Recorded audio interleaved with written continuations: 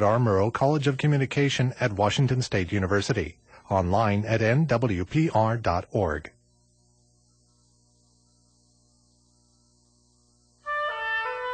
Hello there, and welcome to Exploring Music. It's Bill McLaughlin here. This week we are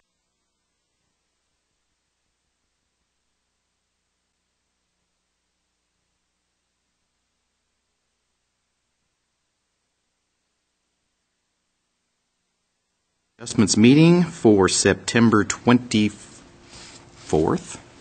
Is that right? Yep. That's correct. 2015. This month is quickly disappearing. I guess the first order of business is approval of meeting minutes from August 20th. Comments or questions, anybody?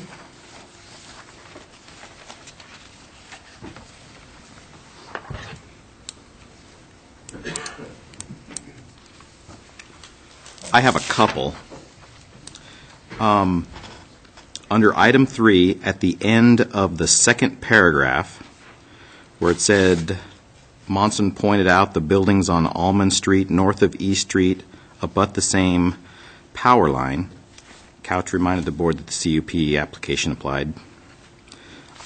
Between lines and Couch, I think because it's relevant to the discussion that we should add, and that Avista had reviewed and approved that similar condition. I think that was the whole point. Yeah, that makes sense. And then on page 2 of 3, kind of right in the middle of that top paragraph, it says Hume liked site plan, and I think the word "the" should occur between liked and site. And then down the second full paragraph at the bottom where it says Paul said that wasn't a well thought out mixed use development, I think we should strike the 3 words well thought out. Actually what she was responding to was that I had called it a mixed use development, and actually it was not, and she corrected me and she was correct that the building itself was not mixed use because it didn't have any commercial on the ground floor, which was the whole purpose behind that whole discussion. And then the last item I had is actually more of a question. Under item 4, the second paragraph, we were talking about the landscape buffer requirements, and it says a landscape buffer requirement between developments within the same zoning district. And before we start our 2 this evening, I want to make sure that landscape buffers aren't between developments in the same zoning. Isn't it between developments of different uses in the same zoning? No, they can be within the same zoning. Within each of the R1, 2, 3, 4 zones, it states that all uses other than dwellings require a buffer between SR, R1, R2, and R3 zones. So that one's correct as stated then. Zonings. I just wanted clarification. Those are the only items I saw. They look good to me. Do I have a motion? I move that we approve the minutes. I'll second that. All in favor? Aye. Aye. Abstain. Abstain. The motion passes. We have 3 ayes and 2 abstentions from members who were not present that evening.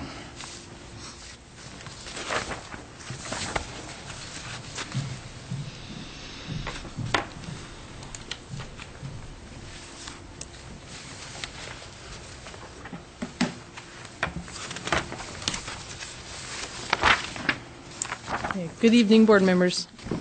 So the first application for your review tonight is a special use permit application located at 2289 White Avenue. The applicant, being the City of Moscow, is requesting a special use permit for a public service and utility facility for a parcel located at 2289 White Avenue within the medium-density residential R3 zone. The proposal is for a new above-ground booster pumping station that will have an approximately 700 square foot concrete masonry building to house the station.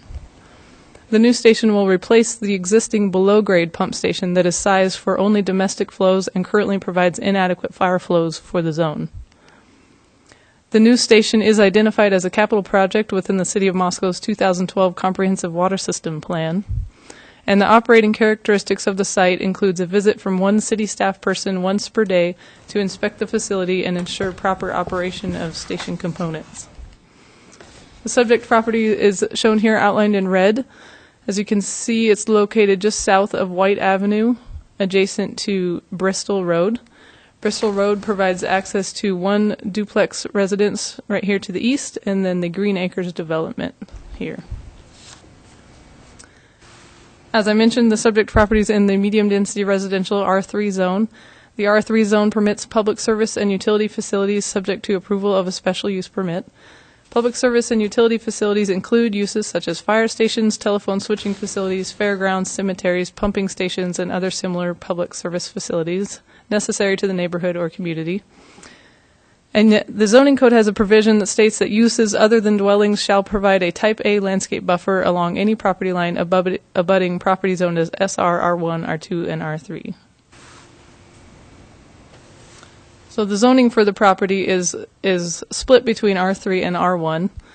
And in that case, the less restrictive zone is applied. So the property essentially is in the R3 zone. Properties to the south are located in the low-density single-family residential zone R1, and to the east is also the R3 zone, and across the street, across White Avenue to the north, is multifamily residential R4. The uses directly to the south, as you can kind of see, is the Moscow School District bus storage yard, and then as I mentioned, this is the Green Acres development, duplex residences here, and then multifamily housing. The subject property has a lot area of approximately 13,500 square feet.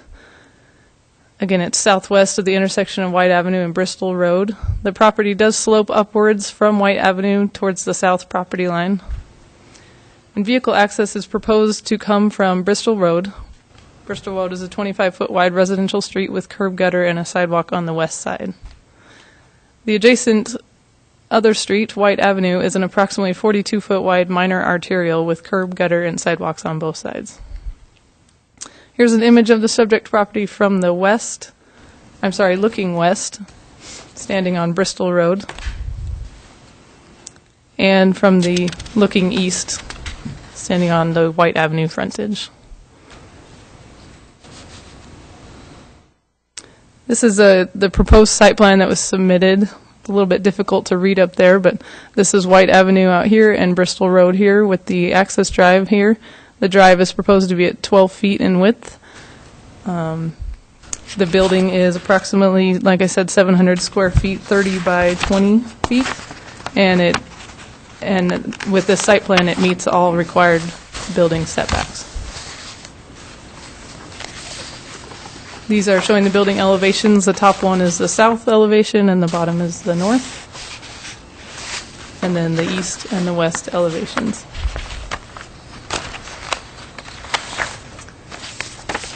For approval of a special use permit, we look at these relevant criteria and standards, so I'll just read through those. Will the proposed use endanger the public health or safety, and will it result in nuisances? Does the proposed use meet all applicable development standards? Will the proposed use be injurious or detrimental to adjoining properties or the neighborhood? Is the proposed use a public necessity or justified to be of benefit to the public? Will the character of the proposed use be in harmony with the area in which it is located? Will the proposed use endanger public health or safety? And will the proposed use be in conflict with the comprehensive plan? So upon review of those relevant criteria and standards and the proposal, staff recommends approval of the application for a special use permit to allow a public service and utility facility at 2289 White Avenue with the following condition: that a Type A landscape buffer be installed around the north and west sides of the building to provide a buffer between the structure and the White Avenue frontage. This landscaping would be in addition to the required Type A landscape buffer between the subject property and the adjacent R1 and R3 properties. And with that, I'm available for questions.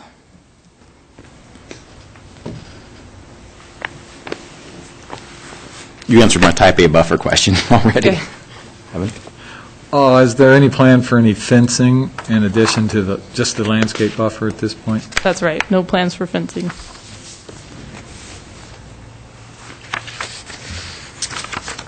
Could you quickly review a type A landscape, Bob?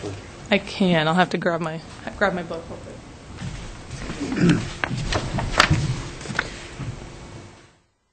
Is the Type A we talked about Type A and Type B last time we were here, and I the Type know B it. was the most B was the big. The B was the had most- taller trees. A is the least okay. restrictive. B is the most restrictive. Okay. So per 100 feet, there's 2 canopy trees required, 4 understory trees, and 6 shrubs. So, yeah, I believe it's the least restrictive, and it would be 10 feet in width.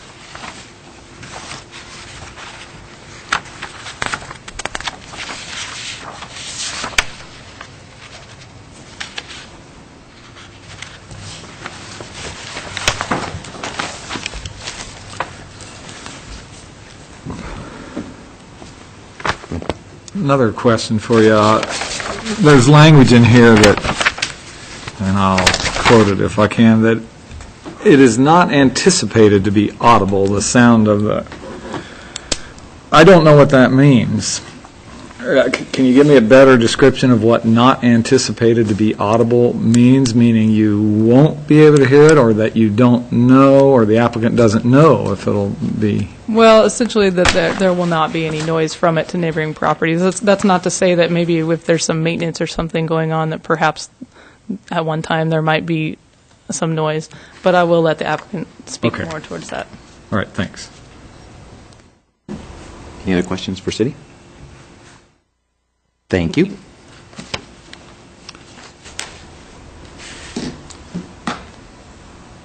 And with City's presentation concluded, I would like to open this up for public discussion. Would the City's representative come up and answer questions and explain the project? Good evening, board members. Kyle Steele with the City of Moscow, 201 North Main Street. I'm actually housed in the water department. Concerning the noise, you can hear it when you're next to it, in close proximity to it. If you were standing on White Avenue or Bristol, you wouldn't be able to hear it. There will be a backup generator there for emergency power that will probably be ran once a week, possibly once a month, just to exercise that. And that'll be done during the day. I have a question for you. Is that generator within the structure or outside the structure? Saw a transformer pad on there. Yeah, I think.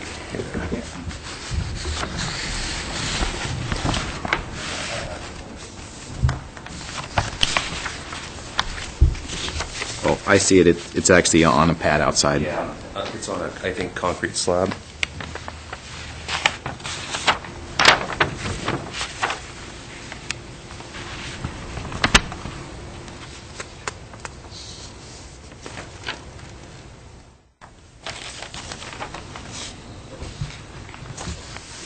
Do you know what the operation times are for the generator once a week?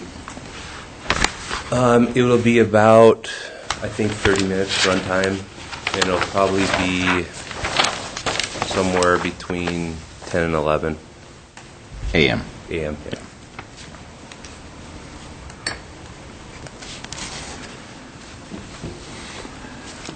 Just while we're on it, does the sound of the equipment running continuous, or does it on again, off again? Are there peak times? Or? Yeah, there are peak times. So these boosters will be designed with what they call a variable frequency drive controls, and those will come on and off as demand increases and decreases. So you have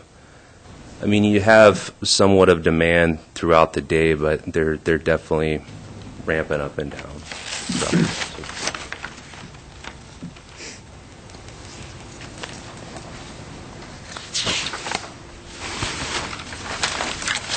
And let me go through again. The whole purpose of this booster station is to bring that area of Moscow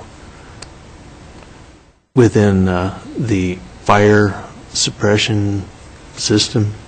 Yeah, it's two major two major things. The first one is to address inadequate fire flows in the area served by the system, and the second thing is to bring it above ground, so that in the case of a flooding event, it would knock that out. The Idaho DEQ, which governs our public drinking water system, actually requires that. So if we were to upgrade it, we'd have to bring it up. So Currently, it's in a vault? yeah, it's in a vault just south of the subject property in the school district's yard. Okay. Yeah. Kyle, was there a specific reason why this site was sited there and not, say, over there by the fire station 2?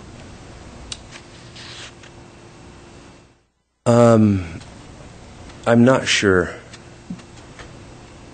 I'm not sure of that. Being in close proximity and the existing main right there allows it easier hookup. So I mean, it's and we own that lot as well. So Okay. yeah.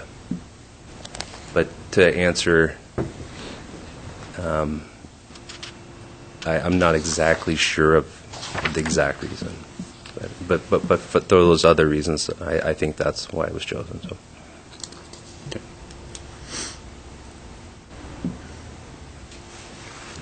Any other questions? All right, thank you. Thank you.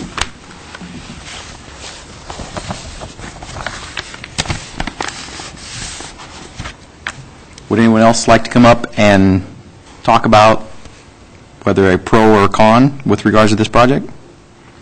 Okay, seeing no one else in the audience, I will close the public hearing and open this up to the Chairman? board. Yes. Yes.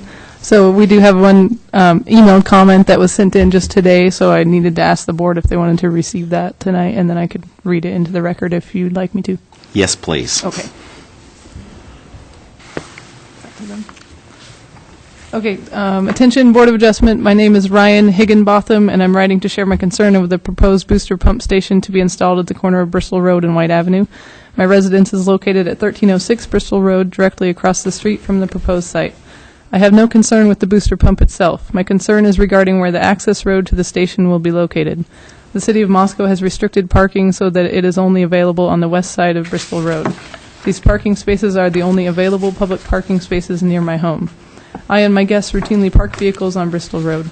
The proposed access road to the booster station will eliminate one or more of these already limited parking spaces. I believe my concern would fall under point number 3 in the section of the permit document titled Relevant Criteria and Standards for Approval of a CUP. Point number 3 asks, will the proposed use be injurious or detrimental to adjoining properties or the neighborhood?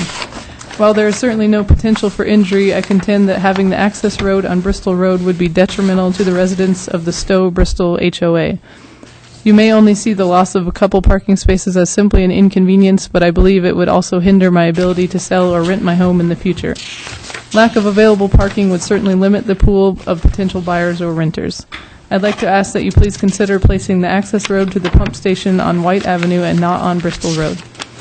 When leaving and entering the access road, city employees would have an unhindered view of oncoming traffic from either direction on White Avenue. I see no reason why the access road could not be moved, and I hope that you will consider my request. Regards, Ryan Higginbotham.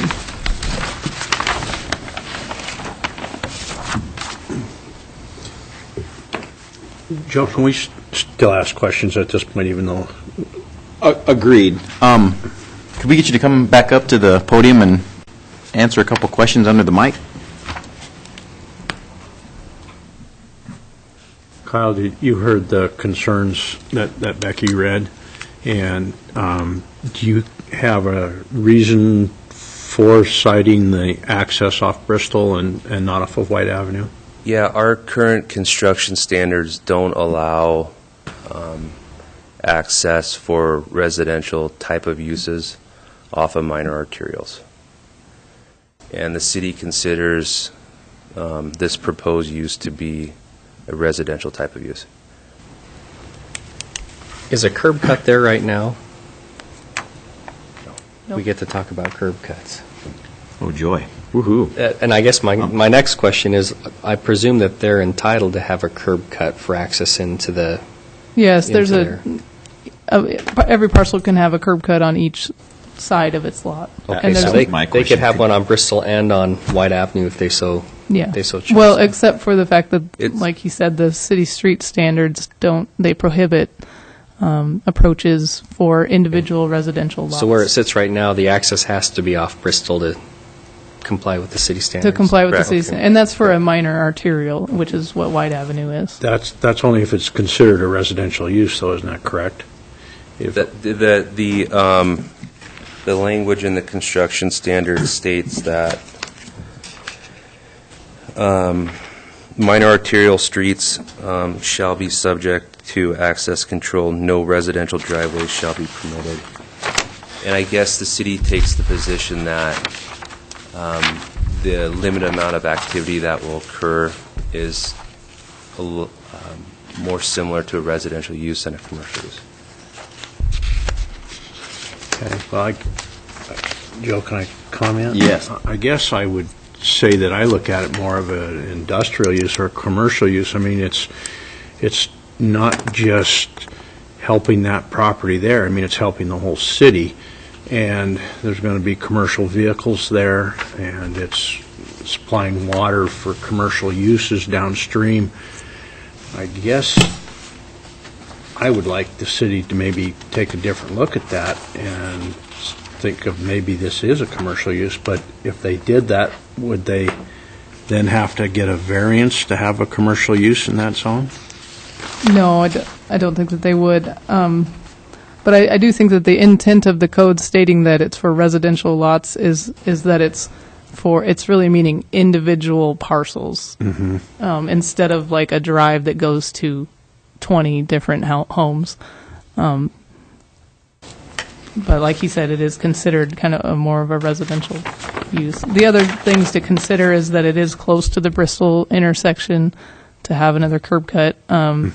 And then also that slope of the property that goes up, you'd have their access road would kind of be going uphill. And then they also have a front yard setback from White Avenue that has the building set back quite a bit, so their access drive would be quite a bit longer, driving all the way up to reach the building. Becky, could you address for us the limited on-street parking on Bristol there is that? Yeah, so what he stated in the email is correct, that there's only parking on the west side.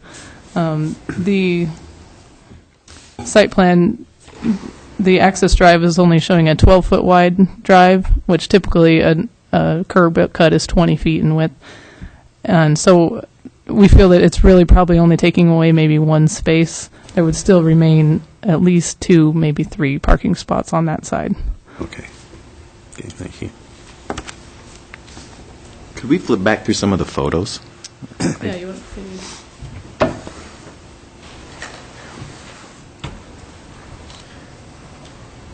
Go ahead and tell me when to stop, Joe. The ones that were actually, Okay. Right.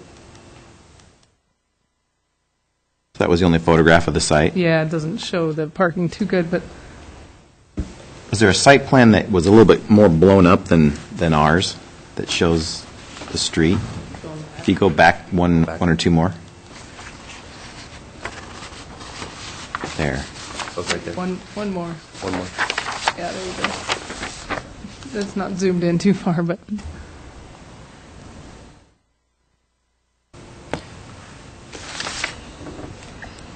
there's about those. So the access drive is 12 feet, and then north of that drive, there's at least 30 feet there that's available for parking. So, if I'm looking this right, to the sort of the northeast, there's really only 2 residences that are opposite where the curb cut's going to be, correct? Yes. Right at the corner, yeah. And there's really no parking on the other side of the street because they have driveways there. Right. Okay. And there did used to be some parking there, and for some reason in the past they removed parking on that side, and I'm not sure why that was, but I believe it was because they put in a stop sign oh, okay. at that intersection.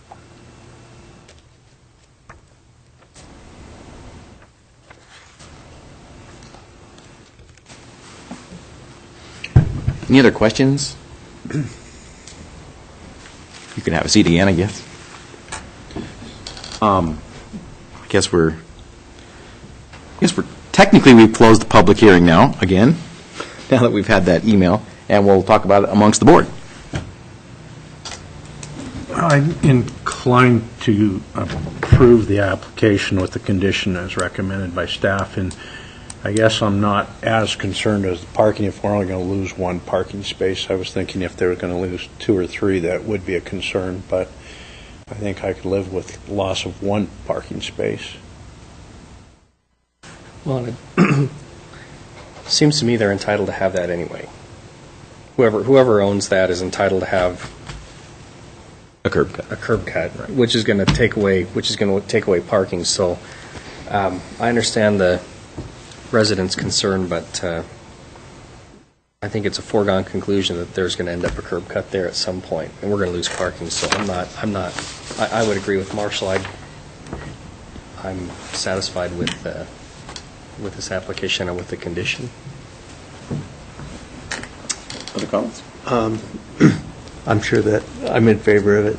It's a irregular shaped lot. It's on a difficult corner right there. I think it's reasonable access off of the east side as it's proposed, and I would, if it's not too soon, move that we approve it.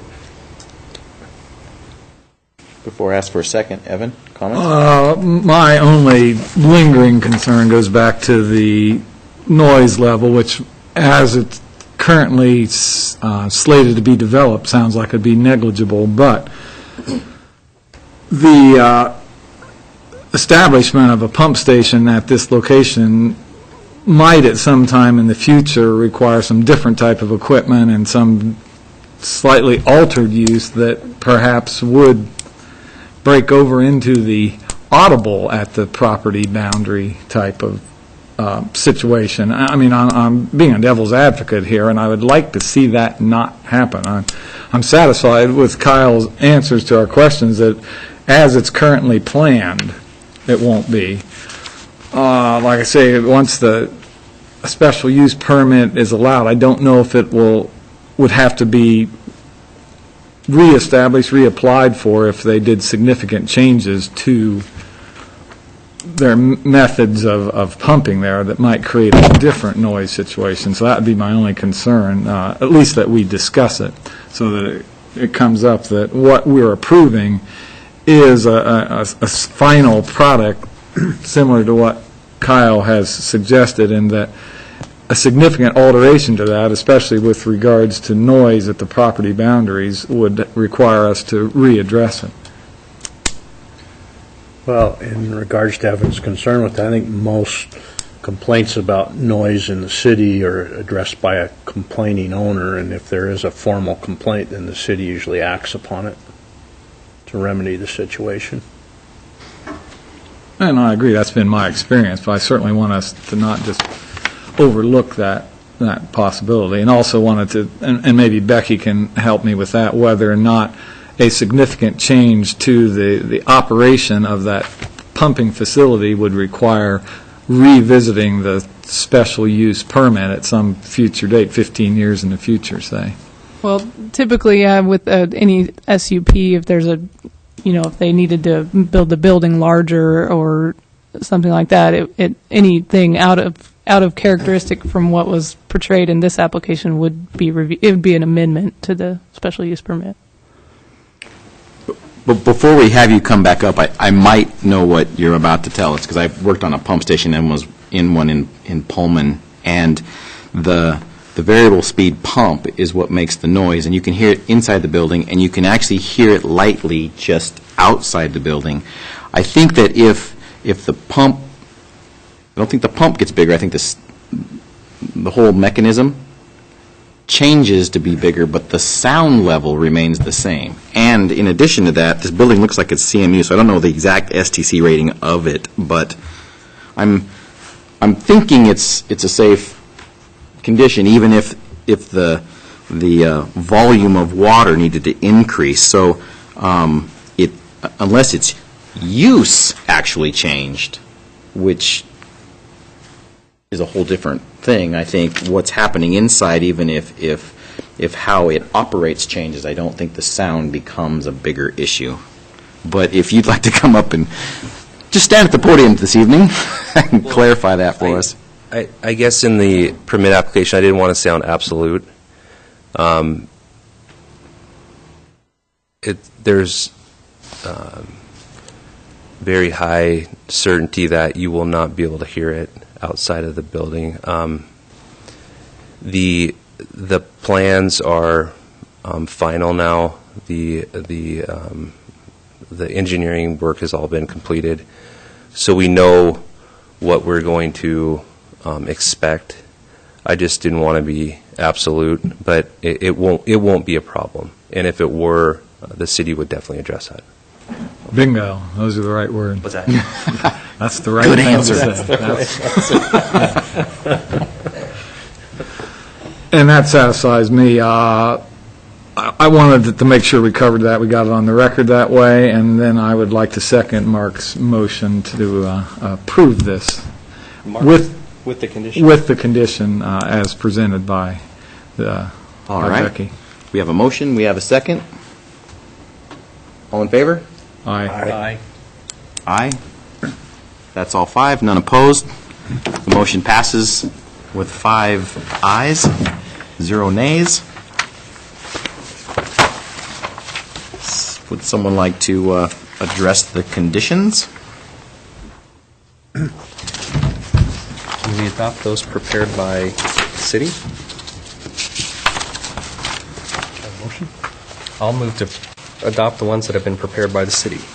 We have a motion. And I second it. We have a second. And this is for, you said condition, but you mean relevant criteria? Relevant criteria. Correct. Thank Yes, you. yes. Okay, Relevant so- criteria. Thank you. Yes. We have a motion. We have a second. All in favor? Aye. Aye. Aye. Aye. It's unanimous.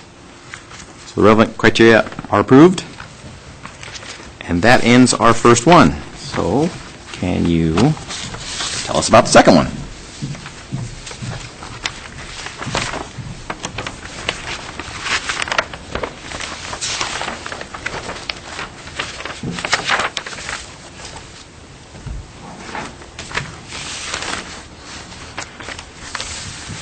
Okay, so the second application for your review is very similar. We will hear some things repeated, but this is for, again, a special use permit application at a parcel located at 608 Hathaway Street. The applicant, once again, the City of Moscow, is requesting a special use permit for a public service and utility facility located at 608 Hathaway Street within the moderate density single-family residential zone R2. The proposal is once again for a new above-ground booster pumping station with an approximately 700-square-foot concrete masonry building to house the station. The new station will replace an existing below-grade pump station that is sized for only domestic flows and currently provides inadequate fire flows for the zone. The new station is identified as a capital project within the City of Moscow's 2012 Comprehensive Water System Plan. And the operating characteristics of the site includes a visit from one city staff person once per day to inspect the facility and ensure proper operation of station components. Subject property is located here, outlined in red. This is Hathaway Street here. So as you can see, it's just to the northeast of the Hathaway Street cul-de-sac. This parcel that's outlined in red, as well as the adjacent parcel that has the Vista water tank on it. And these parcels to the south are all owned by the City of Moscow. This is developed into a park, public park. The subject property, like I said, is in the moderate density single-family residential R2 zone. R2 zone permits public service and utility facilities subject to approval of a special use permit. Public service and utility facilities include pumping stations, which is being proposed for this site. The zoning of the property, as I said, is in R2 zone, as well as all surrounding properties that you can see, as you can see there. The other surrounding uses include just single-family dwellings to the northwest, and then to the northeast, and to the southwest and the southeast. The subject property is approximately 1.5 acres in size. As I said, it's bordered by city-owned parcels. with residential parcels to the northwest, southwest, and southeast. There's a gravel access drive that bisects the parcel and provides vehicle access to the Vista water tank on the adjacent parcel. The drive is lined with evergreen trees on both sides. The site is heavily landscaped in the southeast corner and the north. And there's a gravel footpath that runs along the south edge of the parcel. There are no existing structures or other uses on the property. Vehicle access to the subject property is via Hathaway Street, which is a 35-foot wide paved street with curb, gutter, and sidewalk on the east side. The site does have some significant topography. This is Hathaway Street cul-de-sac right here. The proposed building site is approximately right here.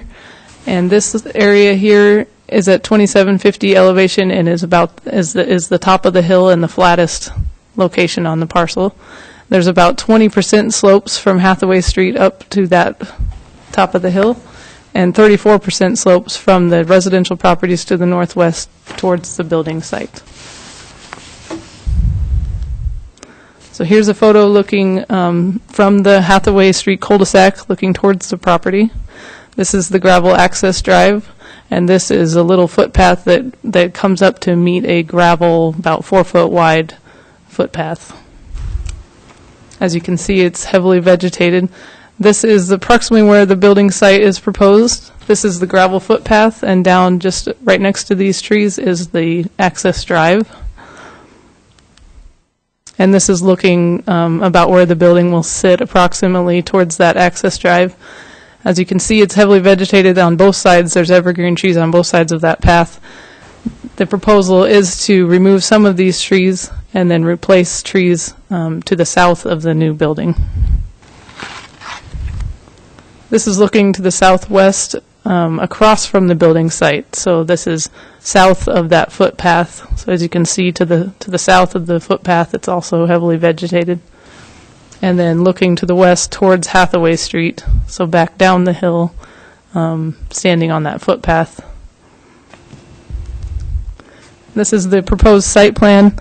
The access road is here, and the footpath is here, so it's about right in the middle of those two paths. Again, the building is about 700 square feet in size, 30 by 20, and with an additional little drive off of that access road. This would be the area that some of those trees would be removed, and the proposal is to replace them around the building in this area. And then we'll get into the elevations, but real quick on the site plan, this is downhill sloping up this way. The building is proposed to be constructed kind of within the existing topography of the hill. So here are the south and north elevations.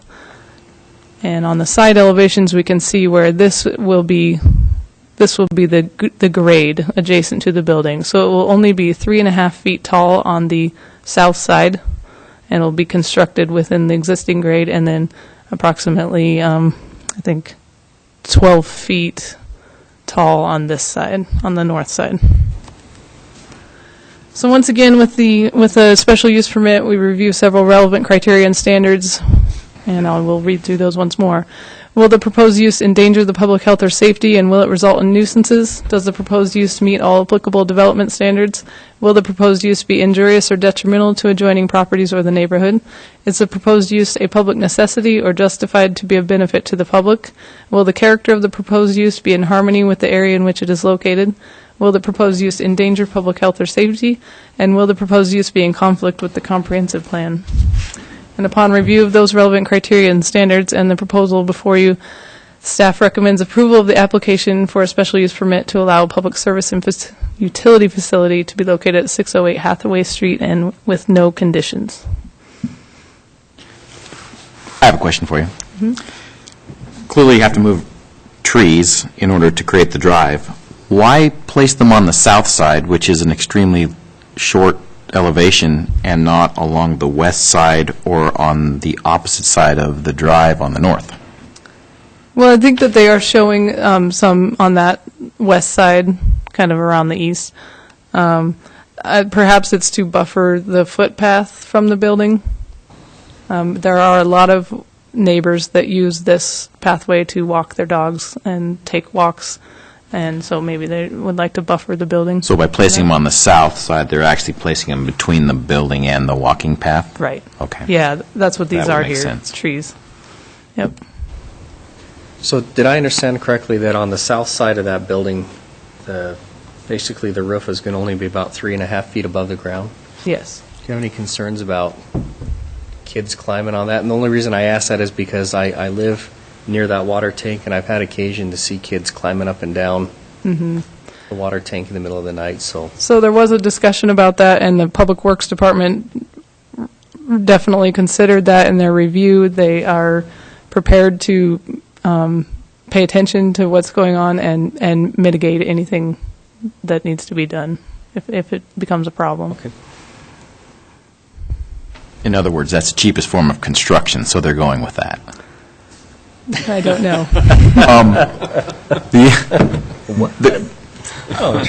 This might be more of a question for Kyle, but since that actually is built into grade, I'm assuming that the purpose for putting this above grade, that still qualifies because it's daylit or open to daylight on the north Yeah. side? I'm sure that it will qualify for above grade, but yeah, he can speak more to that. Okay.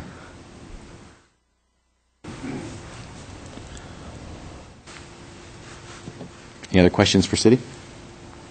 No, thanks. Thank you. Thanks.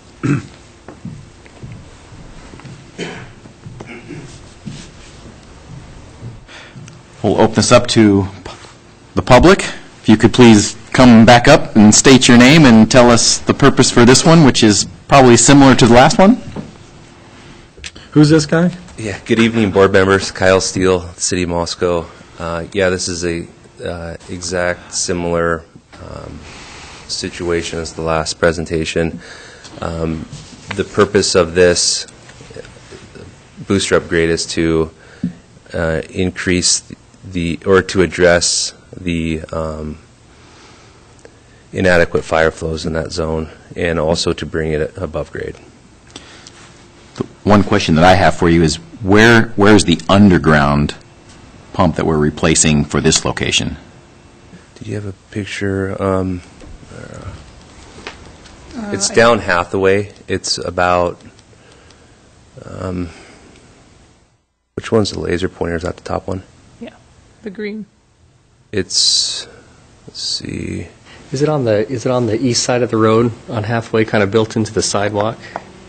It is on the east side. It is in the sidewalk, yes. Okay, I know exactly where that is. And again, to talk about noise, to hear that one, which has a direct drive, you have to be pretty much standing on top of it to hear that. So. And we've moved it further away and uphill from Yes. housing. Yep. And surrounded with It's trees. surrounded with lots of trees. Yeah.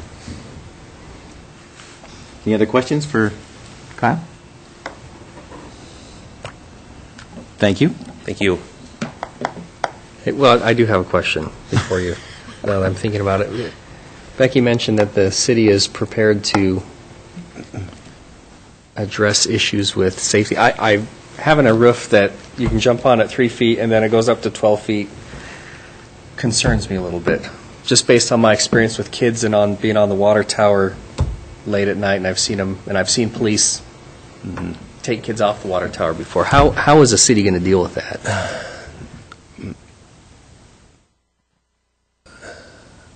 I'm not sure.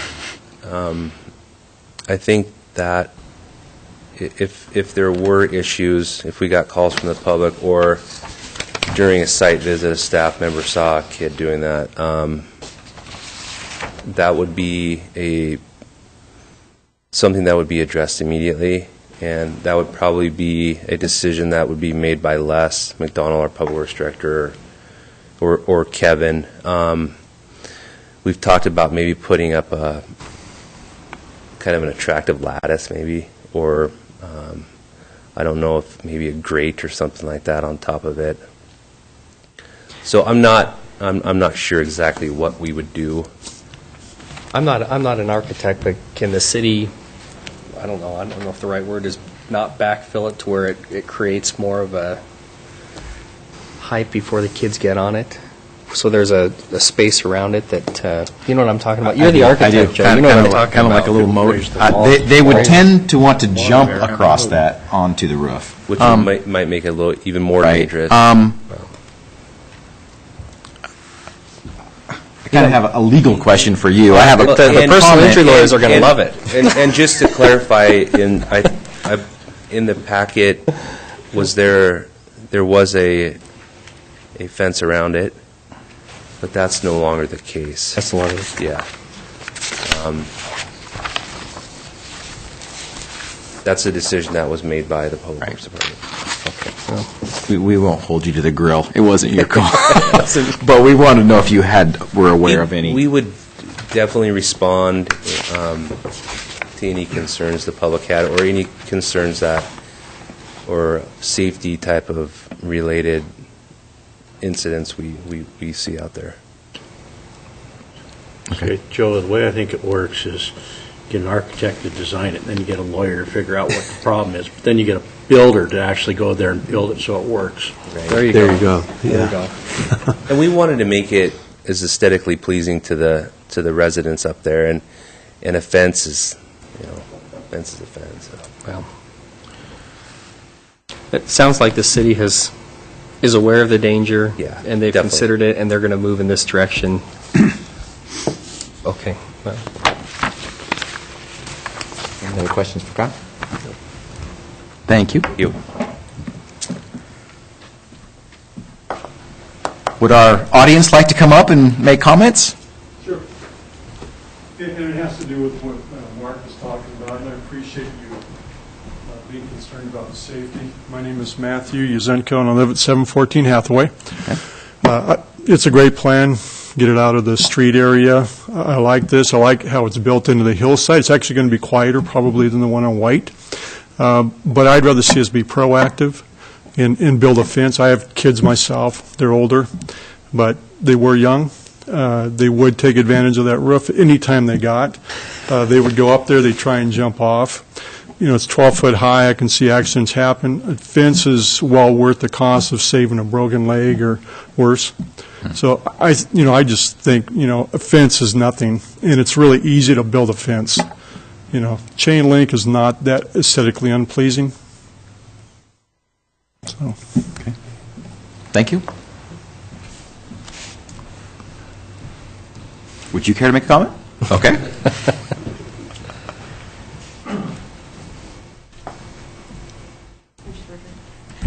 Hi, I'm Suzette Yazenko. I also live at 714 Hathaway.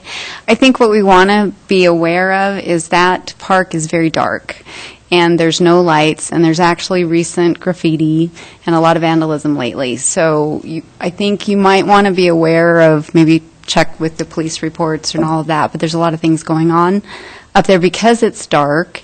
And it is hidden from the residents. It's really not where the residents can see it, but that is also the other opposite side of the safety, is that there's nothing up there to see kids. Because you say maybe you'll see it when you're a city person's up there. I'll guarantee you won't, because they won't be there 8 to 5. These are kids that are, we have some issues going on up there, and it's very dark, and it's usually active more at night.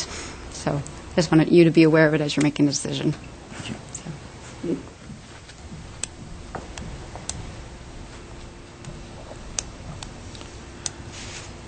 Well, seeing no one left in the audience, I will close the public hearing and open it up to the board for a comment. I'd like to make a couple comments. One, I live right across from Rotary Park, where we have a little restroom building, which isn't built into the grade, but kids are on that roof all the time. I'm also aware, I think, of the things that happen in the evenings in an unlit area, because it happens across the street from me as well. So kids will climb a fence, kids will climb a building, whether it's 3 feet or 12 feet. I don't know the answer to that. In terms of being pleasing, I don't know what the specs for this building are, but it's CMU, and I know that depending on the cost of the project, you can put a an anti-graffiti sealer on that, and that may or may not be part of the project. I'm not suggesting we make it a condition, but it's something that should be at least brought to the attention of this group and the city. The thing that we haven't talked about, a potential misuse of that roof, is that at 3 feet, that distance, the shape of that shed roof, that becomes a really fun skateboard ramp. And in other places, we'd put, skateboard stops. So that's another thing that we might want to discuss. With that, Marshall? Well, I think that safety concern is a real concern. I mean, kids are going to get up there. I would if I was a kid. And so I'm prepared to make a motion with one condition, and that condition would be that the applicant, City of Moscow, puts into the design a safeguard to at least help deter people from getting on that roof. I agree with that. My comment is I live on Otani, and I have watched kids at 11:30 at night go up and down that. In fact, I called the police on them one time. I had to apologize to the prosecutor for creating work for her. But 11:30, kids are going up and down the tower, and it is a safety deal. And I agree with and I apologize, I didn't catch your name, but I agree with both of the comments. It is dark. I mean, that's pitch black out there. I don't believe that there's any lighting over there. So that exacerbates my concerns for the safety. And I do some personal injury work. And this really is, without something like you're talking about, it's an accident waiting to happen. And it's not a matter if, it's just a matter of when. Because if you've got a 3-foot thing, you got somebody up there, they're going to fall 12 feet. Somebody's going to get hurt. So I agree with Marshall. I'd be prepared to. I like the site. I like the idea. It's about as good a spot as you can place this. It's like our well house that we were talking about last time that's right there on the border. Yeah. You can't find a better spot for something like this that's out of the way, but I think we got to deal with the safety issue as well. So that was my question I was going to ask you as a lawyer on the board, was it's not a matter of if, it's a matter of when. Well, and what is the city just assuming a liability? Well, and the concern that I would have is we've had this public hearing, and the city's essentially on the record saying, yeah, we're aware of this. And it's been discussed, it's brought to their attention, and, that, quite frankly, I think could create a liability issue for the city as well. So. This side of the room? Kevin?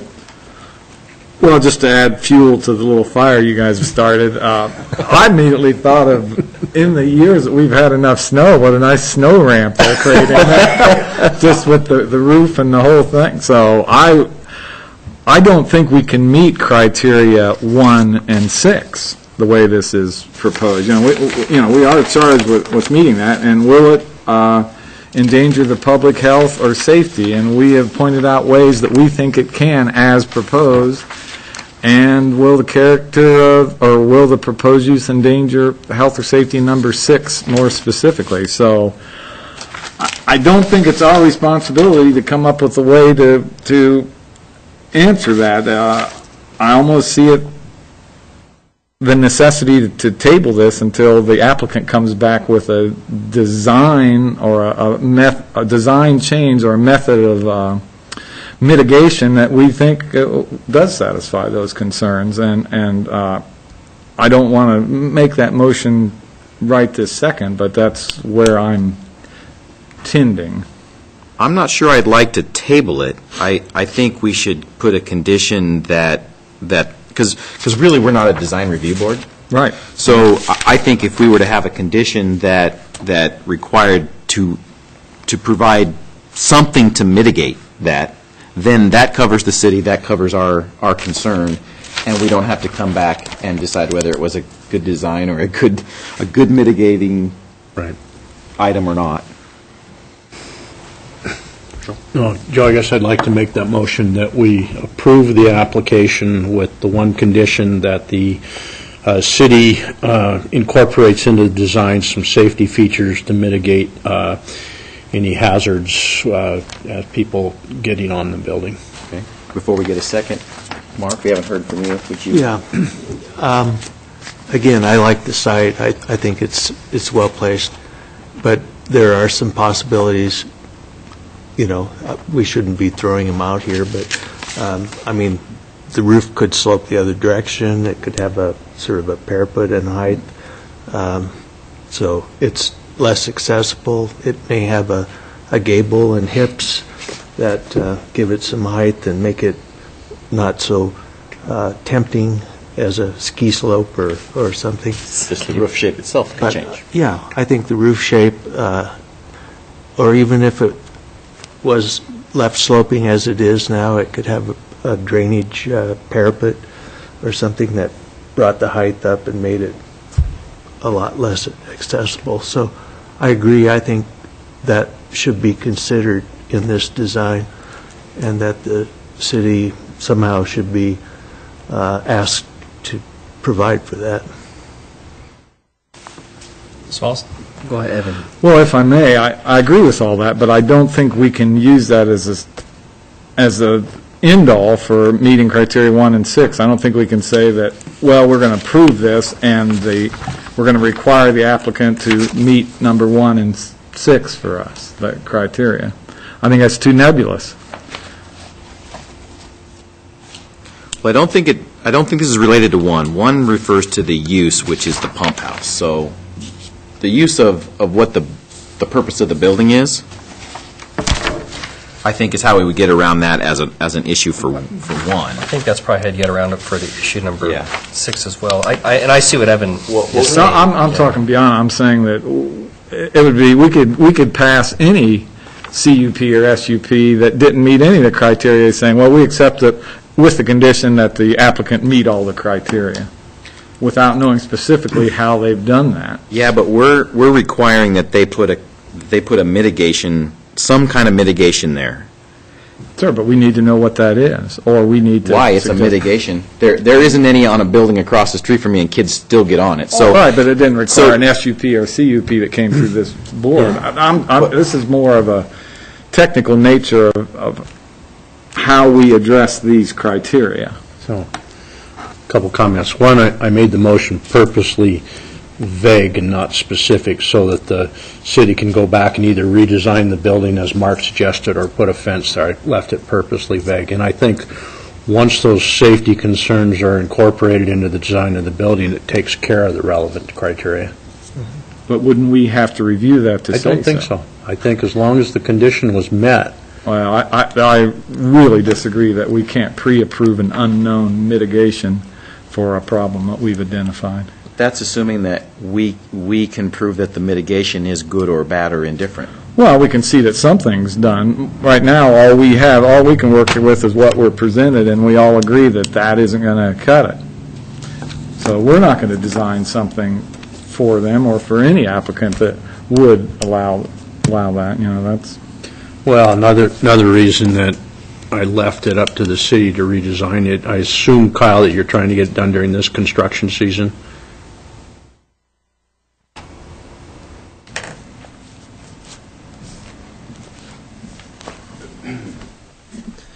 Not if this is public bid, not time.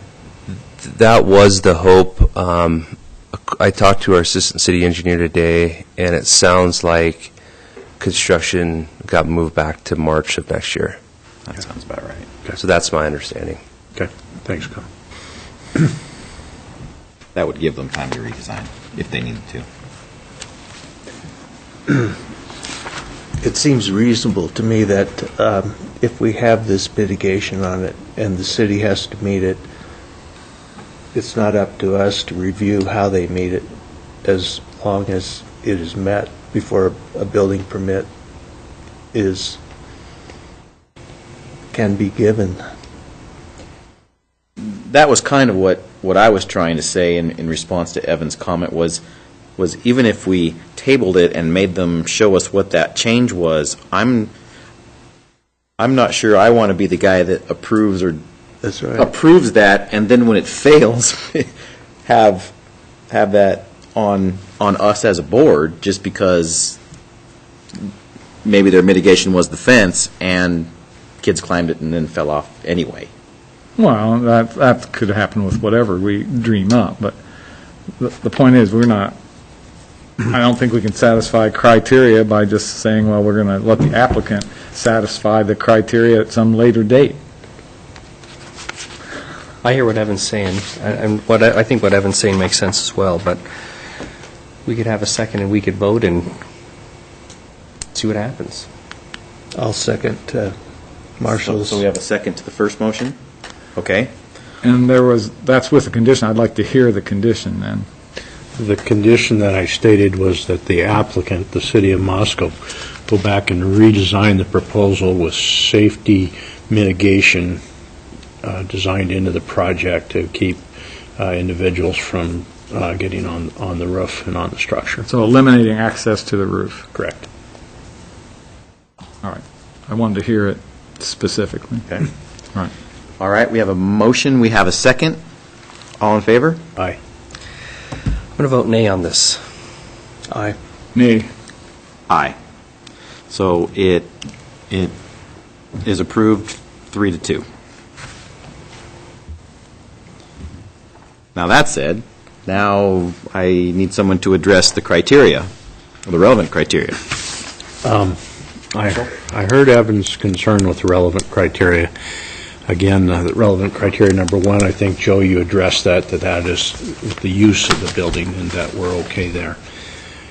And I think when the safeguards, well, in my opinion, when the safeguards are installed, that it also meets the other criteria in regards to, and so I would move that we adopt the criteria as presented by city staff.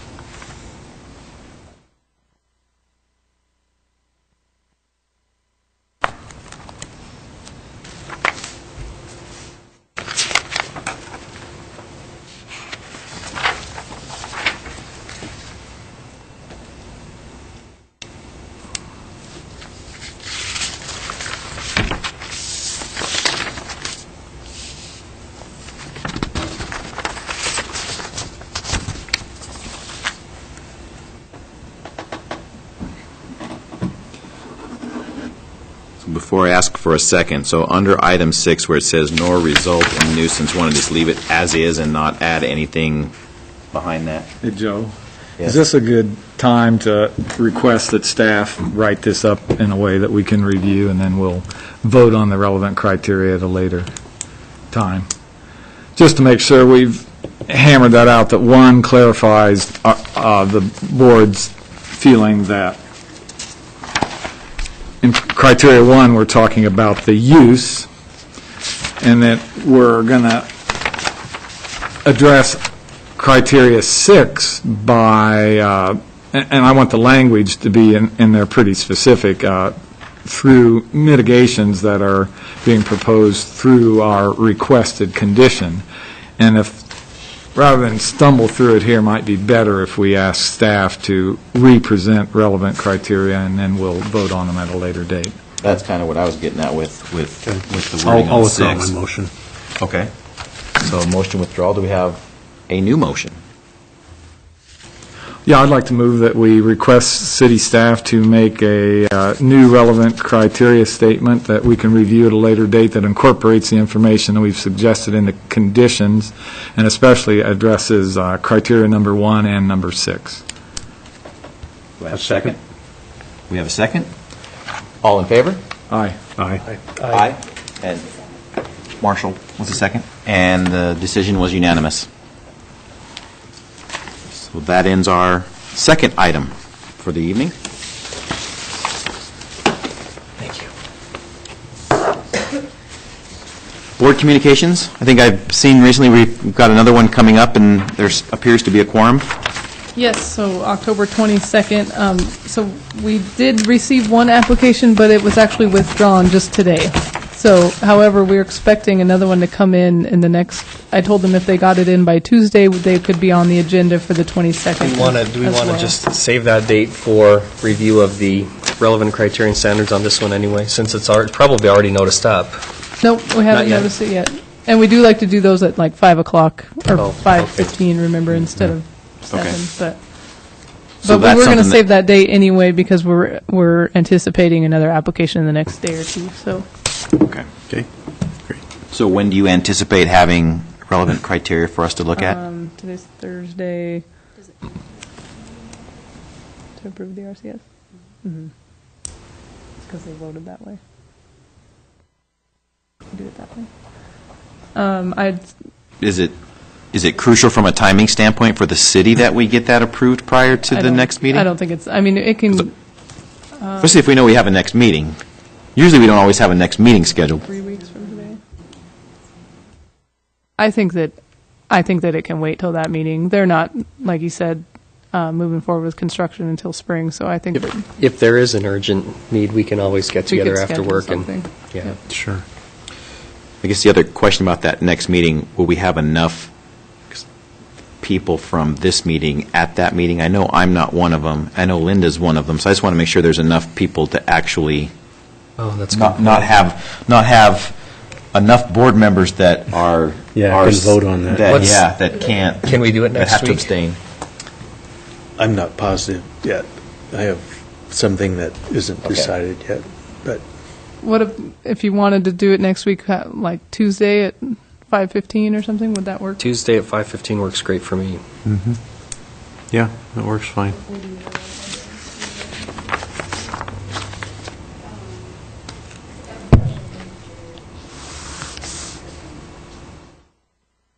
Okay. So we would have 3.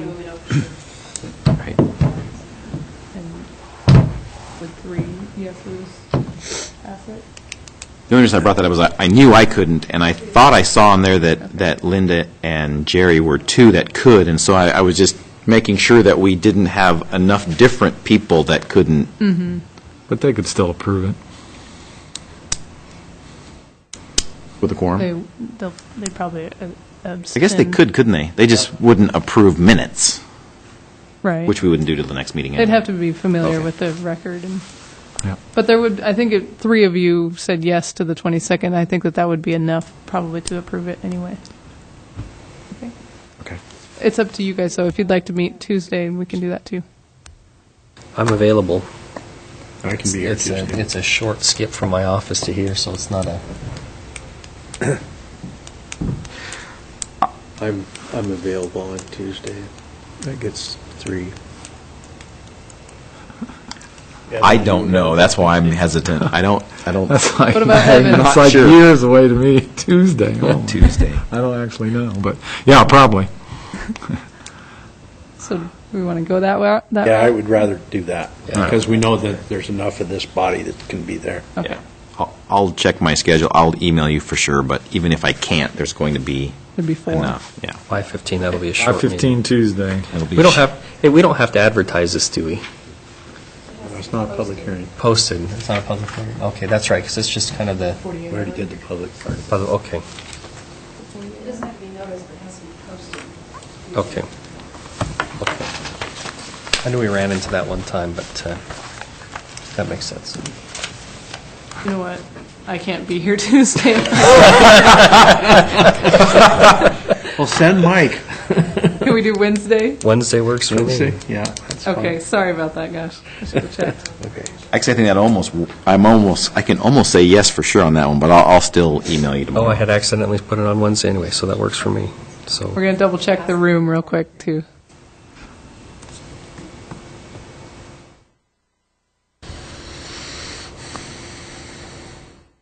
Now we can always meet in the hall. that's right.